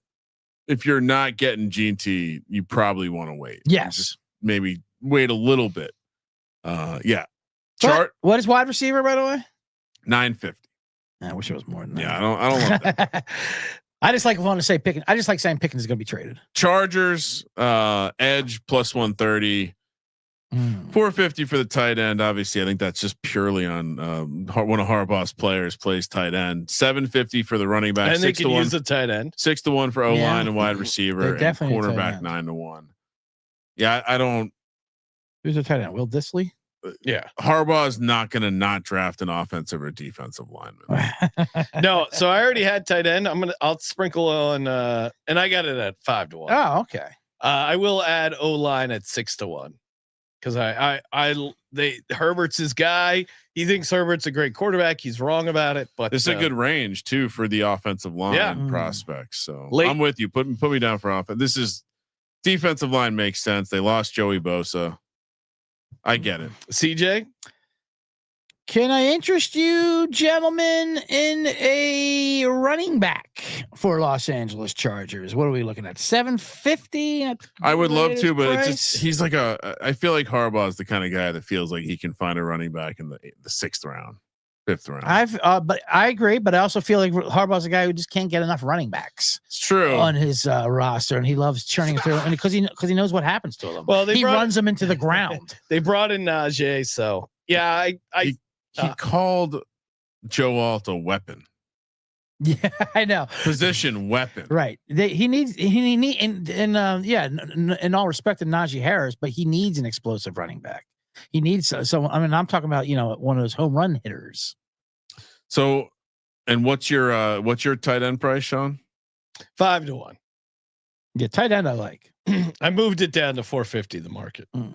Should I also take the tight end? I'll take tight end 450 as well. Although I can't imagine he doesn't take the offensive line. It's only because he's really selling the play. Well, because he coached the guy. So CJ, you going running back or no? No, I'll go with Kramer. Give me offensive lineman because of what that situation was. Also in the Houston playoff game, I always look at any kind of playoff game embarrassment and offensive lineman. Yeah, you can't blame Justin Herbert. Right. It's not his fault. No, never. It's never completely fucked the game up and threw 3 interceptions. It's never Justin Herbert's fault. Yeah. Packers a Stridex pad. 110 for the edge defensive line. Real Mike Palm over here. I'm just still annoyed at him losing that game. Plus 135 for the cornerback position. Of course, Alexander no longer on the team. And then after that, you kind of have not much. Wide receiver plus 750. We know they don't take wide receivers in the first round. Yeah. Offensive line plus 950, and then nothing really. Quarterback is plus 15,000 if you were wondering. They could Jordan Love. That would be great. The one thing with the receivers is they don't draft receivers in the first round when Aaron Rodgers is their quarterback. Now they do it to rub it in his face. Now like they love the ultimate troll. Isn't that? Weren't we told by Dick Puncher last year that they had the youngest wide receiver room and then da. Yeah, they do. But they're all gone after next year. Christian Watson tore his ACL. He's gone for half the year. It's true. The top 4 receivers, Watson, Dobbs, Jaden Reed, Vix, are all got 1 year or 2 years left on their contract, on their rookie contracts.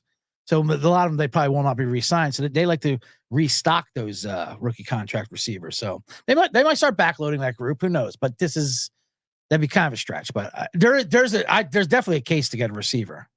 I'm going offensive line for no other reason than, again, I think there's decent offensive line in this range. And I have no idea what they actually want to do. Cornerback makes the most sense to me. Yeah, cornerback makes sense. And what's that? 180 or 135? But I'll take offensive line plus 950.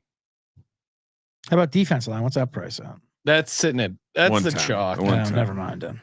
Yeah, I'll go with you, Kramer. Give me O-line at 950, just because the price is entertaining enough. I'll take wide receiver. I talked myself into that. 750. All right. Yeah, why not? Vikings, another team that most likely, I think they have the fewest picks. Am I right in saying that they only have 4 picks in the draft? I'll take a look. Hold on a second. So then another trade down candidate, cornerback plus 180 is the chalk here. They've been rumored to trade for a couple cornerbacks here recently. 320 for the safety position, 360 for offensive line, 410 for defensive line, linebacker 10-1, and then a bunch of super duper long shots. Now this does feel crazy to me, Sean. Their quarterbacks are who? And you're right. 4 draft picks for the Vikings. 4 draft picks. So the chances they trade down here, this could be the trade up spot for the, maybe it's a Jackson Dart spot. Maybe it's a Tyler Shuck. But Isaiah Rodgers is their starting cornerback. Is that what you're asking? Quarterback. Who are the quarterbacks for the Vikings? Oh, why is this price 150 to 1? JJ McCarthy. Yeah, and who's coming back from an ACL injury? Yeah, don't even know. They don't have any other quarterbacks, so they'll probably sign Carson Wentz. Don't even know if it's going to be. I mean, if he's going to be ready for the season. If they had more picks, you might be able to talk me into quarterback. They're trading down, right? Yeah. So I'll take, I mean, cornerback makes sense. Safety makes sense. Something in that secondary makes sense. Yeah. They don't have too many glaring needs like that. DB does make sense, but they could also pass on that as well. I mean, at the cornerback price, I don't really like it. I think I'm just going to pass on these Vikings. Yeah. I don't got anything I love. I could see them trading down. Like this could be the spot that trades down and takes Xavier Watts or something like that. I guess if I'm putting you know what, give me safety. Safety's plus 320. Is that I feel like Steph gave that out or something similar. Right. What was her play for the Vikings? I thought it was safety first. Possibly. Might have just stolen that inadvertently. Houston Texans 25th pick.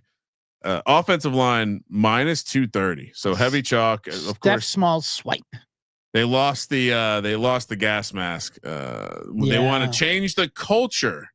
I got to be honest. The more that I sit down and think about what this Texans team could be, man, I think the floor is so low. 410 for receiver. There was a little bit of smoke around Ibuka for a while, but people may have realized that Christian Kirk is kind of the same receiver. They just spent some money on that. 550 for defensive line edge, and then 22-1 for running back. Not much else. All right. So you go get a new offense. What do? You got to go offensive line here. I don't think there's a good way to play this. Is there a chance they trade down? They just take their offensive lineman here. Texans? Yeah, they're certainly a trade down candidate. I don't have.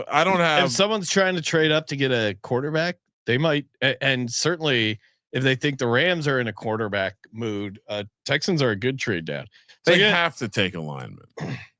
Yeah, not only are they taking a lineman, they're taking multiple linemen in this draft. So they're gonna get like no bet here. 3 linemen, maybe with the top 3 picks. Yeah, I'm not touching it. I mean, you could do again since I think there is a good strategy in trade down candidates taking the long shot stuff because everyone goes, oh, they would never take a safety or a cornerback or a linebacker in the first round.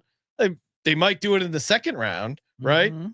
Any of those jump out at you? No, because they need offensive linemen.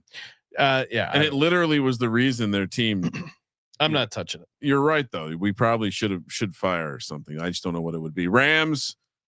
Of course, I am sitting on a couple positions here.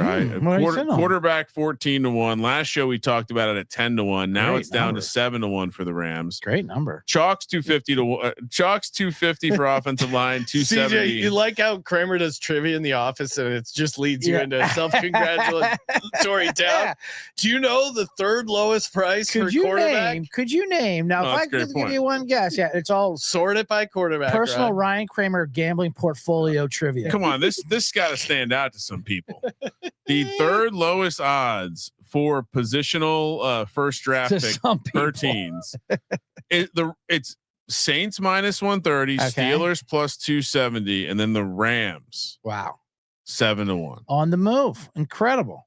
So that's a good number. Like I said, the Dalai Lama loves a good number, and I give you credit for that. Now, someone was talking long shot. Can I give you my second 45-1 play of the first round? Ooh, what do we got? What do we got? Now we said it. We led to it last week. How Sean McVay went after Brock Bowers hard last year. Yes. He didn't come up short. He came up short. Oh. I think he gets frisky this draft. This draft, they can have fun. They can swing for the fences. Their offense isn't checked. Their defense's line is young. Everything's good. Everything's all set. They can move around, have fun. Maybe do a trade up. I like the Rams getting their Brock Bowers this year and getting Ty Warren. Ooh. They need a playmaker. 45-1. The Rams draft Ty Warren. Oh my God. Gabagool. Whoa. I think McVay has some fun. And McVay, this time he gets his man. That was pretty and aggressive. He sees what Bowers did. And this is what they're looking at. It's a Prilosec. And that's spicy. Yes, and that's the new that's the new modern football. You know, this is the step ahead. This is the new graphs. That that playmaker tight end. Get your spices, put it on the meatball, set it up. LA Rams 45-1. They can move up to get it. If he slips at all, then he'll pounce. And he can slip. I'll just take a dart throw at receiver, just a small dart throw at +850. What is tight end for the Rams? 650. Yeah. See, so they're on to something, right? And they need. I mean, obviously they have. This team feels themselves too. They're like they do the draft their own way. And he can. Not Mike Ditka style where he goes, okay, we're done for the day. Ricky Williams, see you guys. But I can see him making a move and say, all right, we got our guy. We won the draft. They've been hitting so many draft picks. Right. They're playing with house. They're cocky. Yeah, I think receiver makes sense. I know they have Adams and Puka Nacua, but Tutu Atwell, they could use that other weapon. To CJ's point, Tyler Warren, that makes sense. I think if they get one of the second receiver in the draft where they're at, I can see them finding value in that. So I'll take receiver. Secondly, I did if you didn't catch the episode yesterday, I did give out safety first position to the Rams at 15-1. So again, this is in the scenario where they don't decide they want to trade up for the quarterback and they decide they're going to trade back. All right, Ravens. Some late smoke around the future of Mark Andrews. I wonder if that creates any churn in the tight end market here. Probably not. It's still 90-1. Defensive line edge +115, offensive line +320, cornerback +450, wide receiver 850, safety 6-1. Yeah, this is what a well-run franchise's odds should look like when drafting. Right. Offensive line, defensive line, cornerback. Yeah, this is really so. And they got a lot of picks up top there. I think the offensive line's a great option here. I think again, the offensive linemen that are going to be available down here. I've heard a couple scouting reports of guys who basically they're just saying this is a Ravens offensive line. Power, not a zone guy, gonna fit in right away. Also, shouldn't Ravens be looking to draft a receiver? They got Bateman, Zay Flowers, DeAndre Hopkins. That's what Mark Andrews sounds like he's going to get traded, or at least on the trade block. That's because our boy Coastal Carolina, great. Why am I Isaiah Likely? Let's just game theory this a little bit, Ryan. What if they do trade Mark Andrews and What if they still like running 12 personnel? What? And what Who's if the one of the tight tight ends What? drop? I 90-1 for an organization that loves having 2 tight ends on the same field. That's true. I'm you know playing who the tight end would be? Because let's just assume that Ty Warren and Colston Loveland are both gone. Tight end and receiver. The next guy is this throws. Elijah Arroyo, who apparently is a super, he's a Miami kid, but super athletic. Like definitely could give them another Isaiah Likely type, Mark Andrews type, not the best blocker, but going to get out there. Anytime you're reading a scouting report and it says competitive blocker, that means he sucks at it, but he tries hard. Yeah. He's a competitive blocker. He'll go to the ground with it. He will So fight. tight end 90-1. He'll fight to the west. Yes. I'll join you. Wow. Let's get the company resources. That sounds fun. Now, what are they doing with Likely? He's going. Let's go. Let's burn an account with this. Or one. Andrews out. I see. Mason Taylor, who's the guy that has been linked to the Eagles. They could maybe go after him. Who's that? That's another tight end. That's the LSU tight end. Yeah. Oh yeah, I'm telling you, the tight end would be Arroyo from Miami. There's been people suggesting that he might be a decent dart throw in the first tight end market. Woo-hoo.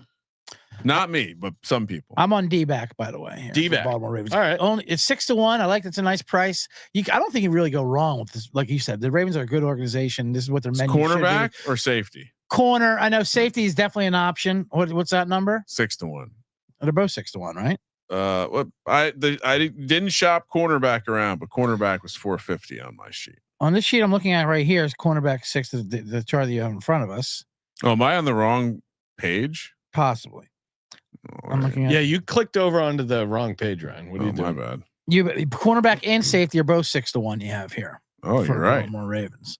So Just sorry, regard. you're doing cornerback and safety, CJ.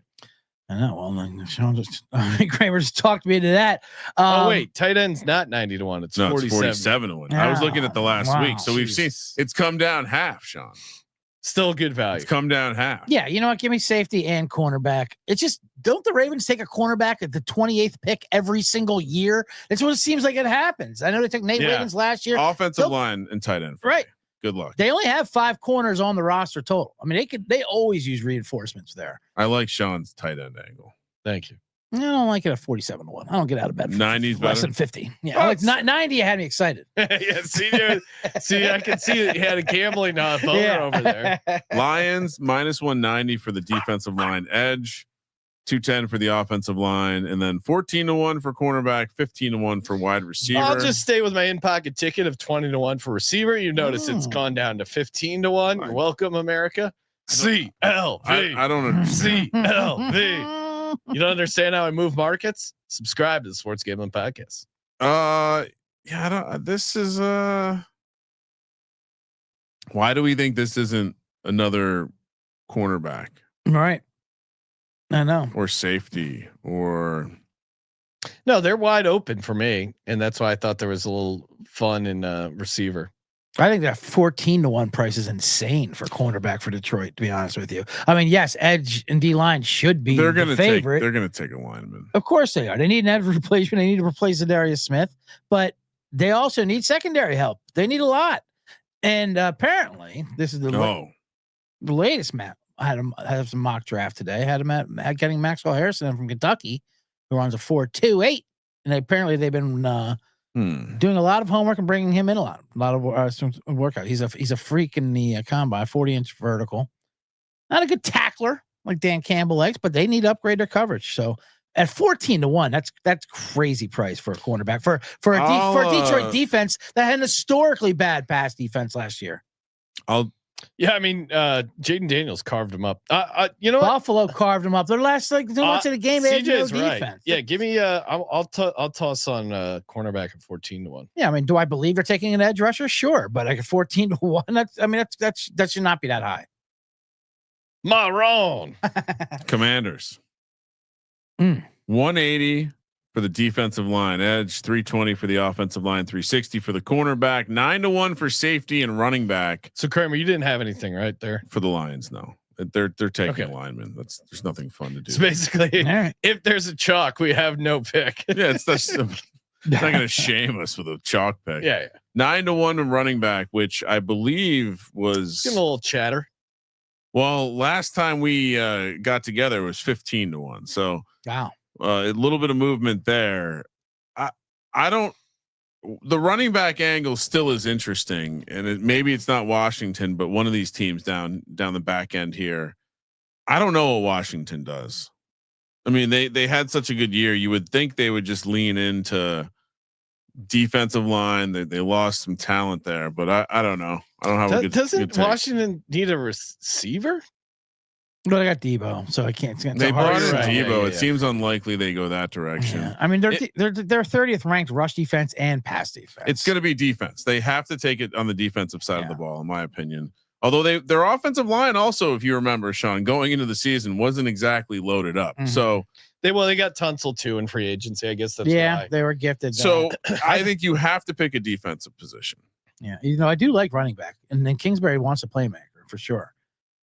Yeah, I got at the old number. The old number was better. I would probably defensive. This is again another stretch where we're going to see a lot of defensive linemen. Okay.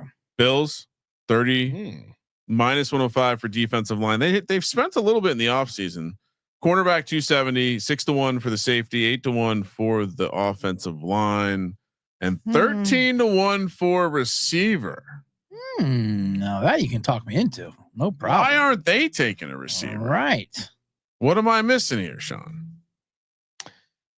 Yeah, they did lose Matt Collins. I think this is where the second receiver. All right, so if I'm making a prediction, this is where the second receiver goes. Well, they did sign Shakir, and they signed Josh Palmer too. Yeah, but all garbage. But I'm saying all garbage. But that's what they're selling. That they signed Josh Palmer. But you're paying Shakir's the highest paid guy on the roster. You got Keon Coleman, bigger guy on the outside. Mm-hmm. You got Josh Palmer, who basically you're paying to be a number 2. So maybe you believe you already have your number 1, right? Or maybe you're going to draft him right here. I don't think the Palmer investment scares me off of them drafting a receiver. What about them to draft a linebacker? I mean, if they go defense, it's probably going to be defensive line. I mean, to me, there's two teams where it's like the Lions and the Bills have to go defensive line just from the narrative perspective last year. Mm-hmm. The like more or less their team like lost because they didn't get the pass rush. The pass rush prevented them from winning a Super Bowl in those teams' eyes. So I'd probably, not fun, but Bills, the receiver, close to thinking that's a fun play. But yeah, running back would be the one that's like, they're having some issues with the Cook contract, but Ray Davis is there. So yeah, I would say it's defensive line or nothing. I'll take a spring on linebacker, 27-1. I like, they need help defensively. They do. And we've seen teams like the Lions spend a pick on a linebacker high in this spot to just show, if he's the best player available late in the first round. Bill's also a trade down candidate, someone wanting to get into these last couple spots for a quarterback. I think they're completely redoing their secondary. They didn't sign Rasul Douglas. They traded away Eli. Yeah, that's good. They've done this multiple times too. Right. Like they so you're taking cornerback, CJ? I like cornerback, and tell you what, you can talk me into safety at 6-1 too. I'm sure late in the first, and I'm right spot for it. Right, and they're probably like, is enough time passed where we can cut DeMar Hamlin for crying out loud? It is nonsense. I mean, he was actually making some plays. Yeah, he makes plays when he's the best on an overthrown interception. Like that's where DeMar Hamlin. Oh, look at this guy hanging around the field. It seems like he's just wandering around. Considering there are 3 safeties that are potentially going to be a team's first pick. Yeah. They're right in that market. There's some value somewhere in this column here. Definitely. All right. Last but not least, the Kansas City Chiefs. Oh, we're not going to do the Eagles. Oh, you said it doesn't matter. Oh, it doesn't. Draft is stupid. Oh, when you're only losers care about. So CJ, you're going safety? Yeah. Give me safety at 6-1. Yeah, safety 6-1. That's more fun than a D-back than corner at 270. All right, so Chiefs O-line minus 120 plus 175 for the defensive line / edge. 9-1 for cornerback, 15-1 for running back, 17-1 for safety. The running back, yes, and 27-1 for receiver. By the way, it does sound like Rashee Rice is going to be back. 15-1 though for running back. We've heard some late. We've seen some late smoke around the idea that the Chiefs could do another Clyde Edwards-Helaire. Well, that worked out so well the first time. Draft a running back here at the end of the first round. Now, how do you grade that? Because in one way, it shows a history of willing to draft a running back in the first round late, but then two, don't they look at drafting Clyde Edwards-Helaire and be like, well, we fucked up. We're not going to do that again. Drafting a running back at the end of the first round is potentially a great value because if it is an elite running back, you've locked up a 5th year for nothing. And then you have 2 franchise years. So you essentially have a guy for 7 years and then he'll be dead anyway. Dead. Yeah. The only thing I said that Reed does need a running back and he loves a playmaking running back, but he also likes getting those, his 3rd round, like type. That's where he likes to grab them. But that was a glaring need. He needs a playmaker back there, and he likes to jazz it up. Why are the Chiefs 27-1 to draft a receiver? I mean, because I think they're going to take a lineman. Okay. Yeah, they do need to know. I mean, another glaring need from the Super Bowl obviously was a tackle and quarterback completely off the table. I mean, I would consider guy you can't beat Jalen Hurts, who, as we learned, apparently is a piece of shit worth less than Justin Herbert's card. I was tossing and turning in my bed last night going, in what world would you value a Justin Herbert football card so I bring more up, than a Jalen Hurts football card? We have in what world? We have Matt from Dad Sports. Have you watched a playoff football game? Before the show, I go to him. I'm like, hey, it was during the show. I asked him you were getting me fired up. Well, I was asking because like people like to rank quarterbacks, and so I asked, what's worth more, Jalen Hurts or a Jaden Daniels? Turns out Jalen Hurts is not worth more than a lot of quarterbacks, just like many people's perception of him in real life. I was just gonna say, I mean, Jaden Daniels seems like a snappy, easy snap call answer there, but because he's a young, but he's also a good stock you want to short, right? I also so you can only go down. So I feel like the kids like him. Herbert, that does shock me a little bit there, but Herbert's got a little more. Give me offensive line. I'm not doing anything fun with them. The Chiefs, but they're drafting that tackle. You know what Mahomes right? said? Mahomes said, "You get me a fucking offensive lineman." He did say that. Yeah. CJ, you're going O-line, or what do you like? I mean, Reed is always a building the trenches guy for the most part, or receiver. You guys are telling me he's not going to draft a receiver. Running back, you can talk me into. No problem. It's 15-1. Right. Small sprinkle. I think you could see. I'm running out of sprinkles over here. like CJ said, I need to get a confetti cake. I'm a little short on sprinkles. You could see Connerly, the Oregon guy, Oregon for sure. Or you could see the Ohio State tackle Simmons. Eagles, last pick. We got through all of them. Congratulations if you're still listening. Sean will be giving out sprinkles at the end. 115 for the Eagles to take a defensive line edge. Seems pretty obvious. This is going to be Mr. Pierce from Tennessee. Character concerns, high upside, high motor. 360 for the offensive line. 7-1 for cornerback. 5-1 for safety. 10-1 for wide receiver. Linebacker 19-1. 10-1 for tight end. You've articulated that you don't believe the tight end hype with concerns around Dallas Goedert. So I guess both things can be true.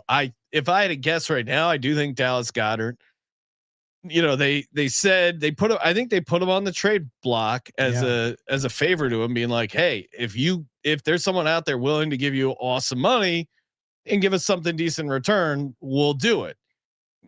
And I think they got crickets back because I don't think anyone wants to give. No, even though he's had some issues staying healthy.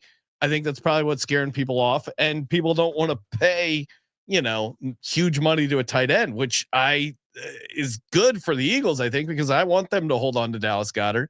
I think they're going to let Dallas. I think Dallas Goedert's just going to play out the last year of his contract for the Eagles would be my current prediction. Now, 10-1 for tight end, maybe, but man, the Eagles are just they just built through the trenches, offensive and defensive line. So I was going back and forth. D-line should be the favorite, but I don't know if it should be that lopsided over offensive line.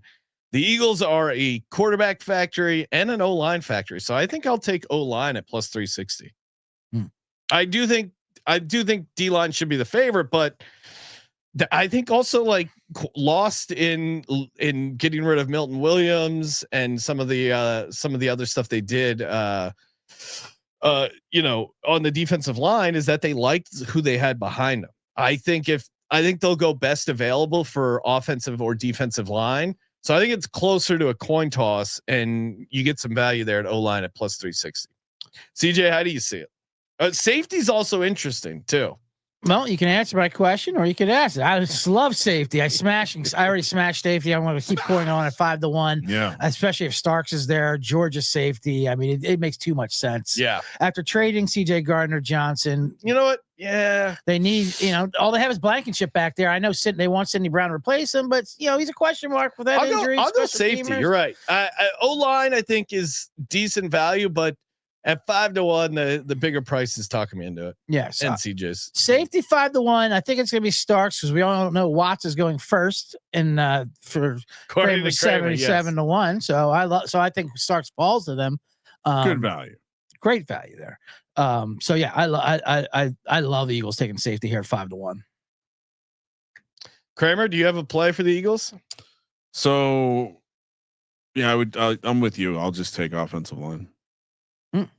You know what? I'll go O-line and safety. I was going back and forth, but O-line at 320 or 360 is crazy. And we're all rooting for Sidney Brown, but I mean, he had like a devastating leg injury, and we put him on special teams, like almost like get the crowd to cheer for him when he makes some weird late hit or something. Yeah, I mean, they need a starting safety. Period. Will the Eagles trade down out of the first? No, they have like 8 picks already. Though it's interesting. Yeah, they're already loaded up with picks. They might even trade up. Honestly. Yeah.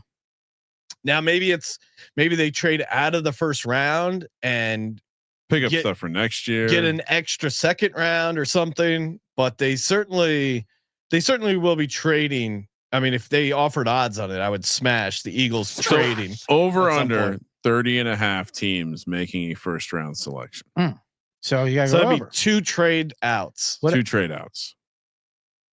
See, I go over because those are the 2 things I've learned studying up for the draft is that teams now with the salary structures, they trade into the end of the first round so they can get that 5th year for the non-quarterback players. But everyone knows that. Like Carolina did that with Xavier Legette. You know, well, I'm just saying for your over under for 30.5. Is the price like even?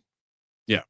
Yeah. Well, this is as of yesterday, but yes. I would go under 30.5. I think 30 teams make a pick. And the second thing I learned, by the way, that there's actually like 8 rounds of draft picks because of all the added compensatory picks. Yeah. Right. And how much in the lottery system. Also too, we haven't gotten one trade for the draft yet. Yeah. There's going to be a trade between now and when the draft starts. There's always one. And then I think one happens on draft day. Those would be my predictions. The different thing this year, this is the first time in a very long time, no team is sitting without a first round pick. And so, you know, there's no team has that urgency maybe to get in. I just want to see a trade up for something that people didn't expect, like a non-quarterback. Oh, we're going to get that non-quarterback trade up. That's another great bet. What happens first? Trade up for quarterback or trade up for non-quarterback? Trade up for quarterback minus 200 plus 150 the other way. All right. Hey man, we gave out a shit ton of picks. Of course, make sure you check out the Patreon episode, the Dr. Phil rewatch. That's up. Is that up now, Ryan, on the Patreon? Drops at 8 a.m. on Thursday, April 7th. Are there clips coming out of that? Oh yeah, there can be. Yeah, I need clips. If you got any clip ideas, send them over, CJ. So I'm sending CJ the raw video. And of course, make sure you check out CJ on the Bottom Line Bombs. If you're a DJ who likes wrestling, yes, you know I'm a degenerate. Vince Averill from the We Watch Wrestling. I'm rocking his hat right now. Yeah. He gave me as a gift the We Watch Wrestling podcast. We broke down WrestleMania. He actually had some very good plus money bets we could find in there. And like people like, whoa, that's all scripted. Yeah, it's scripted. Yes. That's the point. And if you can figure out the script, you can get yourself some winners. The NBA's scripted. You don't care about that. You're still throwing money around on that. That's a great point, CJ. I mean, yeah, damn right. It's scripted. That's exactly what I want. Right. Yeah, it really Come on. The thing. scripted stuff's easier to win on. Right. All right. Which, by the way, I did enjoy listening to him converse like in what normal human tongue about wrestling. Yeah, it's always, for sure. It's like listening to someone talk about their favorite TV show. Wow. Yeah. It is, but it's like Right. different. It's you know. But it's very matter of factly. All right. It was great. And of course, NFL draft. Make sure you tune in. We will be doing a draft companion. Watch our stream instead of the boring ass draft. You get a bunch of the SGPN family, the fans, and we are still looking for a couple of fans to represent the teams. Hit us up, podcast at sportsgamblingpodcast.com. Kramer, what are the couple teams we're looking to? Well, all of them, but Seahawks, Bucks, Broncos, Texans, Rams, Ravens. But also, we got. I mean, we probably have. We can double 2 up. dozen, 3. Email in podcast at sportsgamblingpodcast.com. Why you would be a good representative for your team and the NFL draft stream. Of course, mybookie.ag, promo code SGPN, and the NBA contest coming. Stay tuned. $1,000 up for grabs. Details dropping later tonight. And as always, thank you for participating in the Sports Gambling Podcast. For the Sports Gambling Podcast, I'm Sean, second the money green. He's Ryan. Good show, Sean. Kramer. Let it ride.